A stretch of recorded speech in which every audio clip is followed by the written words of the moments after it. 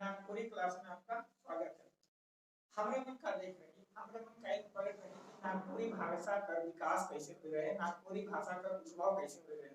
हमरे देख रही कि जो नागपुरी भाषा है, नागपुरी भाषा के लिखे के लिए पाठ्यलिपि के हमरे मन प्रभाव में लानत रही। नागपुरी भाषा के लिखे के लिए सबसे पहले हमरे मन पैथी लिपि के प्रभाव में लानत रही, ओकर बाद बांग्ला लिपि के प्रभाव में लानत रही, उड़िया लिपि के प्रभाव में लानत रही, देवनागरी लिपि के प्रभाव में लानत रही, रोमन लिपि के प्रभाव में लानत रही। तो अपन अपन सीमांत एरिया में संस्कृति के कारण लोग मन कर परंपरा के कारण इतने बगरा लिपि मन में हमने का कर रही अपन नागपुरी भाषा के लिखे कर कोशिश कर रही। लेकिन हमने जानीला कि हमने का जो भाषा है नागपुरी भाषा सबकर से बगरा कौन लिपि में लिखल जाएला, तो सबकर से बगरा देवनागरी लिपि में लिखल जाएला। अब देखो, अब देवनागरी लिपि में लिखल तो जाएगा, लेकिन काल लिखल जाएगा देवनागरी लिपि में सबकर से बगरा। तो देखो, सबसे पहले हमने देखा कि हमरे मन के भाषा है नागपुरी भाषा। सबकर से पहला सवाल तो यह आवेला कि हमरे का जो भाषा है नागपुरी भाषा सबकर से बगरा लगभग 90% कौन लिपि में लिखल जाएगा, देवनागरी लिपि में लिखल जाएगा। इकर का कारण है कि हमरे का जो भाषा है नागपुरी भाषा देवनागरी लिपि में इतना बगरा प्रचलित हो गेला और हमरे मन के देवनागरी लिपि में लिखिला। सबसे पहले अगर हमरे देखब तो हमरे का जो भाषा है नागपुरी भाषा बहुत मीठ भाषा है, बहुत बेस भाषा है। लेकिन ई भाषा कर आज तक अपन लिपि कर विकास नहीं हो पाए, अपन लिपि कर विकास नहीं हो पाए। इसलिए हमरे मन का कही, हमरे मन अपन भाषा के लिखे के लिए एक सुपर लिपि के खोज, जिसे कि हमरे मन का कहिला देवनागरी लिपि कहिला। जैसे कि हमरे मन बहुत लिपि में नागपुरी भाषा के लिखे के प्रयास कर ली, जैसे बांग्ला लिपि में भी कर ली, रोमन लिपि में भी कर ली, उड़िया लिपि में भी कर ली। लेकिन धीरे धीरे उमन का प्रमाणिकता का होते गेलक, कम होते गेलक और हमरे मन देवनागरी लिपि का प्रयोग का करे लागली, बगरा करे लागली। तो ऐसा का होलक, ऐसा होलक कि जे देवनागरी लिपि है, देवनागरी लिपि का सबसे पहले हमरे देखब नहीं कि देवनागरी लिपि अलग कहां से। तो हमरे भी जानिला कि नागपुरी भाषा है, नागपुरी भाषा के मन बोले ना, तो नागपुरी भाषा बेसिकली सदानी मन बोले ना, के मन बोले ना, सदान मन। और हमरे मन जानिला कि जे सदान है, सदान मन कौन भाषा परिवार से आवे ना, तो इमन आर्य भाषा परिवार से आवे ना, आर्य भाषा परिवार से आवे ना। और जे आर्य भाषा परिवार है, ये आर्य भाषा परिवार में सबसे पहले भगवान ब्रह्मा होले। भगवान ब्रह्मा कौन लिपि के निकलाला है, ब्राह्मी लिपि के निकलाला है। ब्राह्मी लिपि कर दो शैली होला, पहले हम बता रही का बता रही कि उत्तर शैली और दक्षिण शैली। उत्तर शैली के हमरे मन कई भाग में बांट रही, तो चार वर्ण में बांट रही। एगो शारदा रहे, शारदा लिपि रहे, आर्य लिपि रहे और एगो नागरी लिपि रहे। उसी नागरी लिपि में जब हमरे मन देव शब्द जोड़ देवत रही, तो उ का कहा लागत रहे, देवनागरी लिपि काहे लागत रहे। तो देवनागरी लिपि में सबसे पहले का लिखल गेला, तो सबसे पहले हमरे का जे भाषा है संस्कृत भाषा, जेके हमरे मन देवकर भाषा बोलीला, से कि हमरे मन का बोलीला देवकर भाषा बोलीला, ओकर में लिखल गेला। फिर ओहे ये देवनागरी लिपि से संस्कृत भाषा का अपभ्रंश हो गया और टूटले और हमरे मन कौन भाषा के लिखे लागली, हिंदी भाषा के लिखे लागली। और हिंदी भाषा से धीरे धीरे करके हमरे मन उड़िया भाषा हो गेला, अशुद्ध भाषा हो गेला। और उत्तर मध्य भारत में जते भी और भाषा मन जेकर एखन तक आपन लिपि कर विकास नहीं होए पाई है, उमन का करे ना, उमन अपन भाषा के लिखे के लिए कौन लिपि कर प्रयोग करे ना, तो देवनागरी लिपि कर प्रयोग करे ना। अब देखो, हमरे जी देवनागरी लिपि के लिखिला, देवनागरी लिपि हमरे मन बाटल, तो हमरे मन बाटीला कौन-कौन काल में। अगर हमरे मन के काल में बाटल तो 3 काल में बाटीला। कौन कई काल में बाटल, 3 काल में बाटल। कौन-कौन काल में बाटल, तो एक पूर्णा काल होगी, एक पूर्णा काल होगी, एक मध्य काल होगी और एक का होगी नवा काल होगी। पूर्णा काल, मध्य काल और नवा काल होएला। इके हमरे देवनागरी भाषा का उद्भव के हमरे मन बाटीला। तो देखो, पूर्णा काल में जे सबसे पहले पूर्णा काल में हमरे देखब तो जे वैदिक युग आवेला, वैदिक युग के हमरे मन काल में रख देवेला, पूर्णा काल में रख देवेला। और हमरे मन जानीला कि जे वैदिक युग रहे, ओकर में 4 गो वेद और बहुत 18 गो उपनिषद मन लिखल जा रहे। कौन-कौन वेद लिखल जा रहे, ऋग्वेद लिखल जा रहे, यजुर्वेद लिखल जा रहे, सामवेद लिखल जा रहे, अथर्ववेद लिखल जा रहे। ये सब वेद मन कौन भाषा में लिखल जा रहे हैं, तो ये सब वेद मन संस्कृत भाषा में लिखल जा रहे हैं। और संस्कृत भाषा कौन लिपि में लिखल जा रहे, तो देवनागरी लिपि में लिखल जा रहे। ओकर बाद अगर हमरे मध्य काल में देखो, तो मध्य काल में हमरे का होएला, मध्य काल में हमरे के देखिला, तो मध्य काल में जो उत्तर और मध्य भारत है, उत्तर और मध्य भारत में भाषा का प्रचलन बढ़लक और हमरे मन का करत ही देवनागरी भाषा के देवनागरी लिपि के लिखे के लिए प्रयोग करेला। जे भाषा मन उत्तर भारत में और मध्य भारत में बोलल या बतियावल जाला से लिखे के लिए हमरे मन कौन लिपि का प्रयोग कर देविला, तो हमरे मन देवनागरी लिपि का प्रयोग कर देविला। वही तरह अगर हमरे आधुनिक काल की बात करब तो आधुनिक काल में मागधी अपभ्रंश, कौन अपभ्रंश, तो मागधी अपभ्रंश, मागधी अपभ्रंश, अपभ्रंश या और अन्य अपभ्रंश, अन्य अपभ्रंश, अपभ्रंश से जे भाषा मन टूटले से भाषा मन के हमरे मन लिखे के लिए काय कर देली, देवनागरी भाषा का प्रयोग कर देली।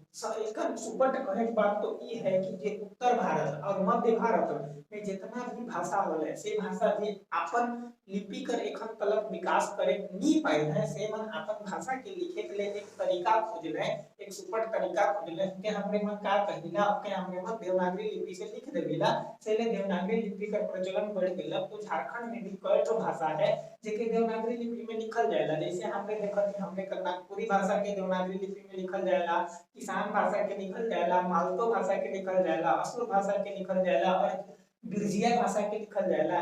ई एतई भाषा मन पर एखन ले अपन लिपि कर विकास नहीं होवे पाए रे, और ई लिपि कर हमरे मन का कर देविला, हमरे मन लिखे के लिए देवनागरी लिपि के प्रयोग करेला। अच्छा ई बात भी एगो सोचे वाला बात है कि हमरे मन अपन नागपुरिया भाषा के लिखे के लिए देवनागरी लिपि का प्रयोग काले करेला। तो हमरे जानिला कि देवनागरी लिपि में संकर से बगरा वर्ण कहल एगो विदेशी नागरिक या विदेशी वैज्ञानिक कई लोग बता रहे हैं कि हमरे का नागपुरी देवनागरी भाषा में कई तो वर्ण है, 52 तो वर्ण है, जो कि विश्व का बहुत ही बढ़िया वर्ण है। अगर हमरे मन और एक किस्म से देखा तो कई गो देवनागरी भाषा में देवनागरी लिपि में कई गो वर्ण होवेला, 33 गो वर्ण होवेला, जो कि रोमन लिपि से और बढ़िया बढ़िया लिपि से बगरा है। और हमरे मन अपन जे ध्वनि के उच्चारित करेला, कंठ से लुंठित करेला, से के बोले के लिए जैसे बोलीला वैसने लिखे कर प्रावधान होवेला देवनागरी लिपि ले, से ले हेनरी स्वीट कही है कि कोनो भी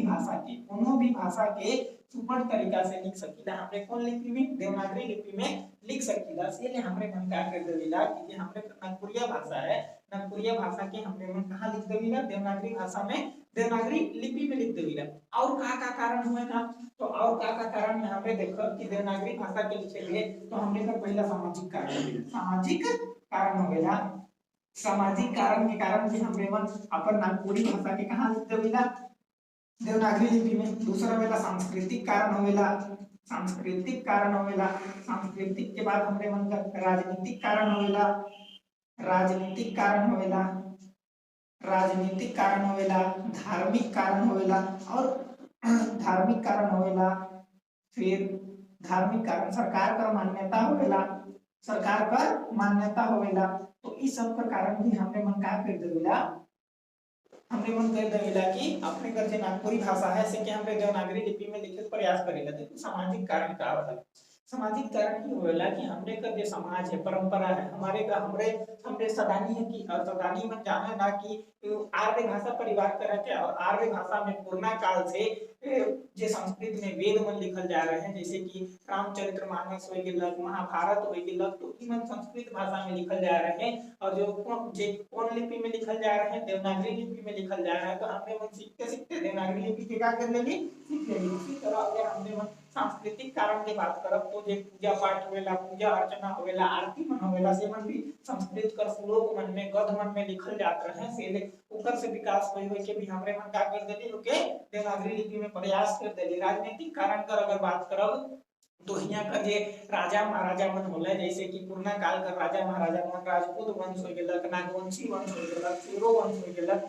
ई वंश मन भी का करे लागल है कि अपन लिपि में लिखे के लिए देवनागरी लिपि के प्रयोग करे लागल है। तो इकर से भी हमरे मन कर देविला। धार्मिक कारण होलक कि पूजा अर्चना करे के लिए भी हमरे मन करेला, और सरकार भी हमरे के का कर दे है, मान्यता प्रदान कर दी कि हमरे मन का कर सकीला, देवनागरी लिपि में अपन भाषा के लिख सकीला, अपन भाषा के विकास कर सकीला, अपन भाषा का कर सकीला, अनुभव कर सकीला। तो इस सब कारण के अगर हम मिलाए देवब तो हमरे मन जानिला कि देवनागरी लिपि में हमरे का कर सकीला, अपन भाषा के लिख सकीला। और कि देवनागरी लिपि में जब हमरे अपन भाषा के लिखिला तो सुपट ढंग से एकदम बढ़िया से जैसन हमरे मन बोलीला वैसन हमरे मन लिखे कर प्रयास करीला। सेले देवनागरी लिपि कर हमरे का करीला अपन जे नागपुरी भाषा है नागपुरिया भाषा के लिखे में प्रयोग सबकर से बगरा करीला और कोनो भाषा और कोनो लिपि का उतना प्रयोग नहीं करीला। भले हमरे कर नागपुरी भाषा के लिखे के लिए और लिपि मन का प्रयोग करल जाएला जैसे कैथी लिपि हो गेल बांग्ला लिपि हो गेल उड़िया लिपि हो गेल रोमन लिपि हो गेल लेकिन सबकर से बगरा हमरे मन कौन लिपि में लिखे कर प्रयास करीला देवनागरी लिपि में लिखे कर प्रयास करीला। तो अब हमरे मन का देखब अब हमरे मन देखब कि कैसे देवनागरी लिपि और हमरे का नागपुरी भाषा के हमरे कैसे लिखब का ओकर में बदलाव आवी का ओकर में फर्क आवी से हमरे मन देखे का प्रयास करब के देखब तब हमरे के पता चली और ऊपरे से हमरे मन कर का बनी क्वेश्चन बनी। हमरे मन कर जे परीक्षा हुई जे एसएससी सीजीएल अगर आज की क्लास के बढ़िया से देखब तो आज कर क्लास से 3 से 4 क्वेश्चन हमरे मन कहां से बनी आज कर क्लास से बनी। जैसे कि हमरे मन के क्वेश्चन पूछी कि नागपुरी भाषा कौन लिपि में लिखल जाला सबका से बगरा देवनागरी लिपि में लिखल जाला। और क्वेश्चन पूछे सकेला कि नागपुरी भाषा के लिखे के लिए कौन प्रभाव काम करेना तो हमरे कहब कौन सांस्कृतिक प्रभाव होला धार्मिक प्रभाव होला राजनीतिक प्रभाव होला तो इस सब प्रभाव मन क्या करेना काम करेना। तो इसे हमरे मन देखते हुए लिखिला।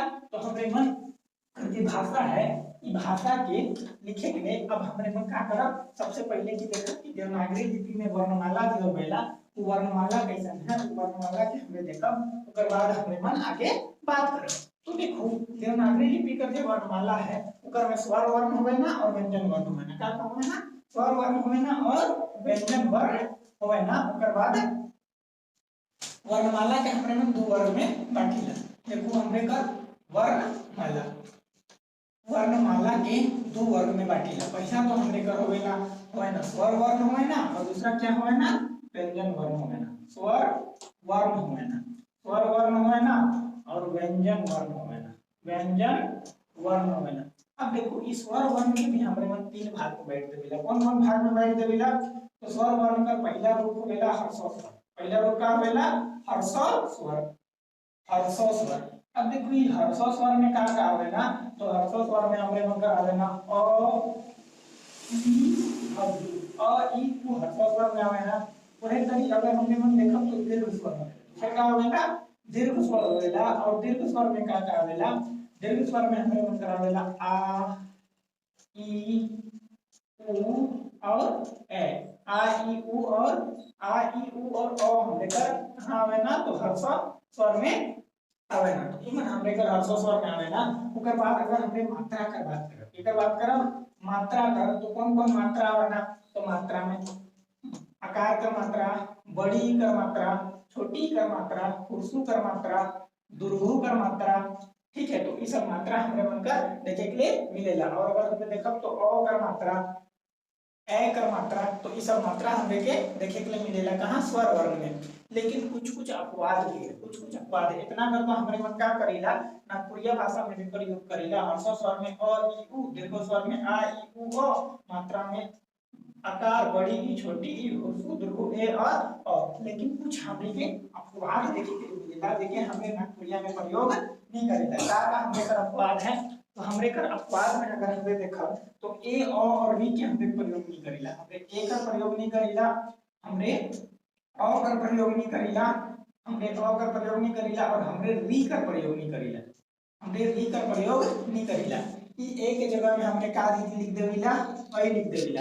वैकल्पिक ध्वनि के जगह में ए के जगह में ऐ का प्रयोग करल जाएला। ओकर बाद ई अ के जगह में का प्रयोग करेला अ के जगह में हमरे मन औ कर प्रयोग कर देविला औ कर प्रयोग करेला। केकर प्रयोग करब तो औ कर प्रयोग हमरे करब और ई री के जगह में ई री का प्रयोग करल जाएला।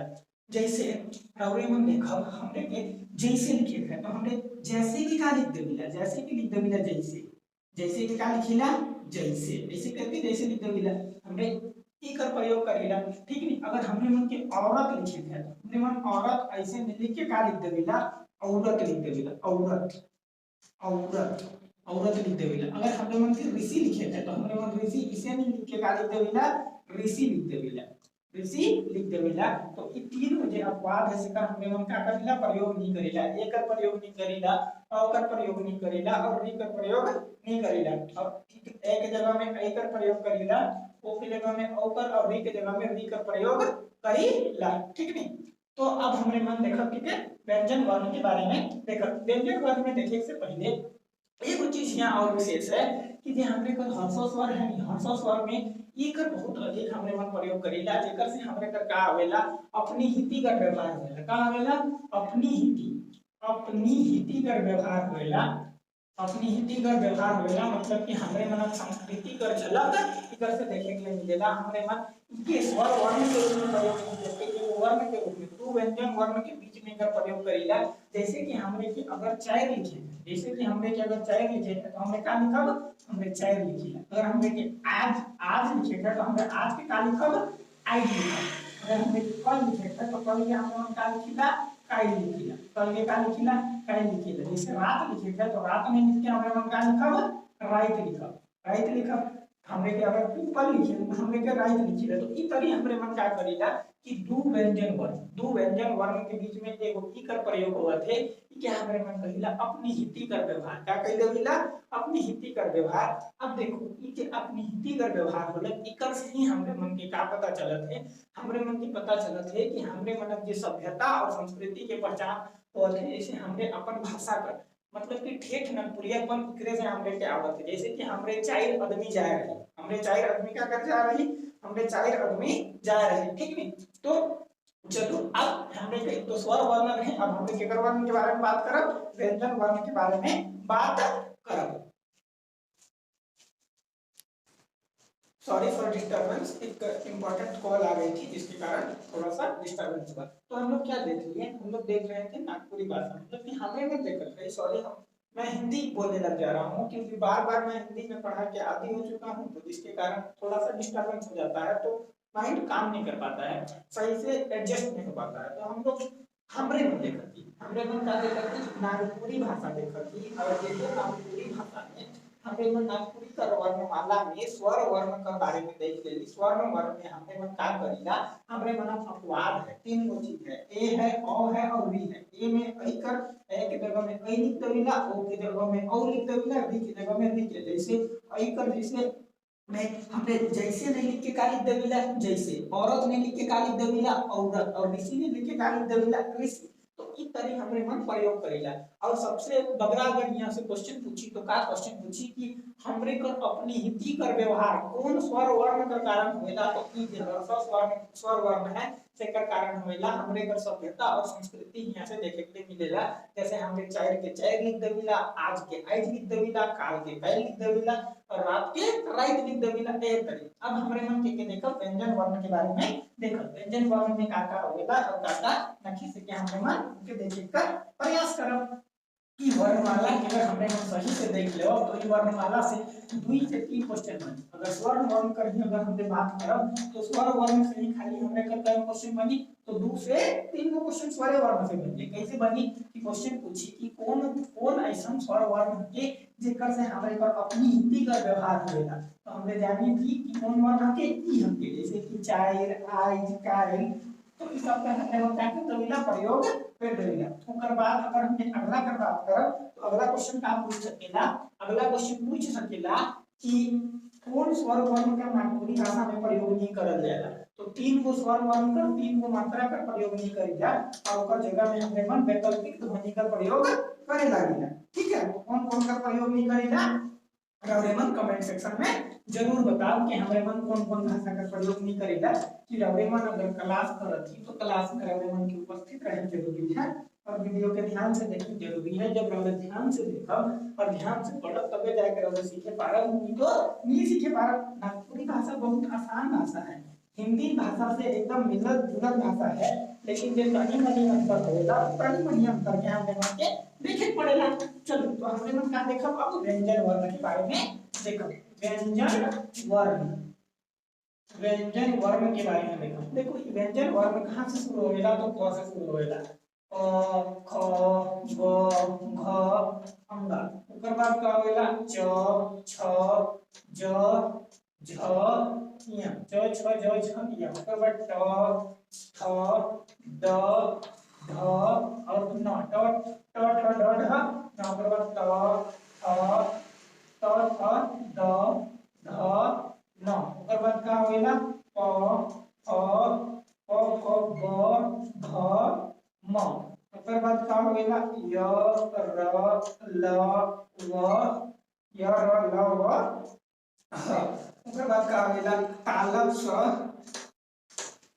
स और पेट कट्टा स य र ल व। तालब स ई ह हिया नहीं आवेला य तालब स और ओकर बाद होगा हमरे का अच्छा तरह ज्ञान और स्र। अच्छा तरह ज्ञान और स्र कैसे बताएगा तो इस तरह से हमने स्र लिखिला। अच्छा तरह ज्ञान और स्र ये हमरे का व्यंजन वर्ण होवेला य र ल व स स्र अ। तो हमरे मन का देखली तो हमरे मन ई व्यंजन वर्ण के देखली। व्यंजन वर्ण में इतना कर हमरे मन प्रयोग करल जाला। अब ई व्यंजन वर्ण के भी हमरे का कर देविला अलग अलग भाग में बांट देविला। जैसे क वर्ग से लेके हमरे कर जे प वर्ग तक होवेला। क वर्ग से लेके प वर्ग तक के हमरे मन स्पर्श व्यंजन कहिला। का कहिला स्पर्श व्यंजन कहिला। ओकर बाद य वर्ग और स वर्ग के दोनों के मिला देविला तो का कहलाना हमरे का तो ई हमरे मन का कहला लागेला अंतस्थ व्यंजन कहला लागेला। ठीक है हमरे मन का बोलीला अंतस्थ व्यंजन कहिला। और जे अच्छा तरह ज्ञान है से हमरे मन का बोलीला संयुक्त व्यंजन कहिला। का कहिला तो संयुक्त व्यंजन कहिला। तो क वर्ग से प वर्ग तक कौन व्यंजन होला स्पर्श व्यंजन होला। य वर्ग से स वर्ग तक कौन व्यंजन होला अंतस्थ व्यंजन होला। और अच्छा तरह ज्ञान स्र के हमरे मन का कहिला तो संयुक्त व्यंजन कहिला। उसी तरह अगर हम हिया से हिया तक कर बात करब अंग व्यय ई सब कर तो इके हमरे मन का कहिला अनुनासिक कहिला। इके हमरे मन का कहिला अनुनासिक कहिला। इके हमरे मन अनुनासिक कहिला। अब देखो ये अनुनासिक कहिला ओकर बाद हमरे मन फिर से बांट देविला क से ग जे होला से के हमरे मन अल्प प्राण कहिला। का कहिला तो अल्प प्राण कहिला। उसी तरह ख और घ है से के हमरे मन का कहिला तो महाप्राण कहिला। तो के हमरे मन महाप्राण कहिला। तो इस तरह से हमरे मन का कर देविला वर्णमाला के विभाजन कर देविला। तो हमरे मन का होला देवनागरी लिपि होला। लेकिन नागपुरिया लिपि में का होवेला तो देखो नागपुरिया लिपि में हमरे मन कोई शब्द का प्रयोग नहीं करेला। कौन शब्द का प्रयोग नहीं करेला सबसे पहले जे ई न है नी ई न का प्रयोग नहीं करेला। ई न के जगह में हमरे ई न लिख देविला। ई न के जगह में हमरे मन का लिख देविला ई न लिख देविला। ओकर बाद हमरे के कर प्रयोग नहीं करेला तो हमरे मन ई स का प्रयोग नहीं करेला। ई स के जगह में ई स लिख देविला। और हमरे पेट कट्टा स का प्रयोग भी नहीं करेला। पेट कट्टा स का जगह में भी हमरे मन का लिख देविला स लिख देविला। ओकर बाद ई चारों जो जोड़ा है जे कि हमरे संयुक्त व्यंजन कहिला संयुक्त व्यंजन के प्रयोग नहीं करेला। जैसे छ हो गेला तो हमरे मन छ के नहीं लिखिला ई छ के का लिख देविला छ लिखिला। त्र के भी नहीं लिखिला त्र की जगह में का लिख देविला तो ऐसे त्र लिख देविला। हमरे मन ज्ञ के भी प्रयोग नहीं करेला। अब ज्ञ की जगह में का लिख देविला ज्ञ लिख देविला। और स्र के भी हमरे मन प्रयोग नहीं करेला। और इस स्र के जगह में हमरे मन का लिख देविला तो स्र के जगह में हमरे मन स्र लिखिला। ऐसे करके स्र लिखिला। अब देखो उदाहरण कैसे होला जैसे कि स है तो इस के हम लोग प्रयोग कैसे करेला। इस के जैसे हमने शरीफा लिखिला तो हमरे मन शरीफा ऐसे लिखब शरीफा लिखब। अगर हमरे की भाषा लिखेगा तो हमरे मन भाषा ऐसे लिखब। अगर हमरे मन का क्षेत्र लिखेगा तो हमरे मन क्षेत्र ऐसे लिखब। अगर हमरे की पवित्र लिखेगा तो हमरे मन पवित्र ऐसे लिखब। अगर हमरे मन के ज्ञान लिखेगा तो हमरे मन ज्ञान ऐसा लिखब। अगर हमरे मन के श्रेष्ठ लिखेगा तो हमरे मन श्रेष्ठ ऐसे लिखब श्रेष्ठ लिखब। तो इस तरह हमरे मन का कर देविला प्रयोग कर देविला शरीफा भाषा क्षेत्र पवित्र ज्ञान और श्रेष्ठ। तो ई कै हो गेल 1 2 3 4 5 6 7 ई 7 गो वर्ण ऐसा है जे कि नागपुरी भाषा में देवनागरी भाषा में तो है लेकिन नागपुरी भाषा में हमरे मन इकर प्रयोग नहीं करेला। इकर वैकल्पिक ध्वनि का प्रयोग करेला। जैसे न के न लिखिला स के स लिखिला स के स लिखिला छ के छ लिखिला त्र के त्र लिखिला ज्ञ के ज्ञ लिखिला और स्र के स्र लिखिला। यहां से 7 हो गेला का वहां से कितना रहे 3 7 और 3 कितना हो गेला 10। अगर ई 10 गो वर्ण के अगर हमने ध्यान से देख लो तो ई 10 गो वर्ण से हमरे का बन जाए क्वेश्चन बहुत बगरा बनी। और हम से हमरे का क्वेश्चन पूछी कि हमरे के क्वेश्चन देवे कि कि स के जगह में वैकल्पिक ध्वनि के रूप में हमने का कर प्रयोग करेला, पेटकटा स कर जगह में के कर प्रयोग करेला। या फिर हमरे के क्वेश्चन का दे देबी, क्वेश्चन देबी कि नागपुरिया में कर सूत्र रूप के पहचान, चाहे वो ऑप्शन दे देबी और हमरे के का करे पड़ी, पहचाने पड़ी। तो हमरे मन इस भाषा का प्रयोग करके पहचान सकीला। साथ ही साथ नागपुरिया लिखे के लिए बस हमरे मन के कर विशेष ध्यान देवे के। साथ ही साथ 3 गो वर्ण और है, 3 गो व्यंजन वर्ण और है जेकर कभी-कभी का हो जाएगा उच्चारण बदल जाएगा। जैसे कि हमरे देखा कि हमरे कर य हो गेल, य के हमरे मन कभी-कभी ज लिख देविला। जैसे यदि के हमरे मन का लिख देविला, जदि लिख देविला, जजमान लिख देविला, ई तरी हमरे मन लिख देविला। उसी तरह हमरे का दूसरा हो जाएगा ल के हमरे मन का लिख देविला, कखनो कखनो र लिख देविला। जैसे कि हमरे के फल के हमरे मन का लिख देविला, फर लिख देविला, फर के का लिख देविला, फर लिख देविला। पीपल के का लिख देविला, पीपर लिख देविला, पीपर, पीपल के ऊपर लिख देविला। और अगर हमरे मन पीतल के का लिख देविला, पीतर लिख देविला। तो ल कखनो कखनो का हो जाएगा कि र में बदल जाएगा। वही तरी हमरे मन व कभी प्रयोग में का कर देविला, व कर देविला। जैसे वन लिख देविला, वन के का लिख देविला, वन लिख देविला। तो काय हो गेल 7 + 3 10 + 3 कितना हो गेल 13। अगर ई 13 को वर्ण के खासा ध्यान में रख ली तो हमरे मन का कर, हमरे मन के ई नागपुरिया भाषा के पढ़े में भी आसानी हुई, समझे में भी आसानी हुई और लिखे में भी हुई आसानी हुई। और बहुत बढ़िया तरीके से हमरे मन का करब नागपुरी भाषा के पढ़ब और नागपुरी भाषा के लिखब भी और नागपुरी भाषा के समझब भी। बस हमने के का करे है 3 गो स्वर वर्ण, 7 गो व्यंजन वर्ण और व्यंजन वर्ण में और 3 गो जेकर कखनो कखनो का होवेला ध्वनि उच्चारण में बदल जाएला। इसके हमरे के 13 गो वर्ण के याद रखे है।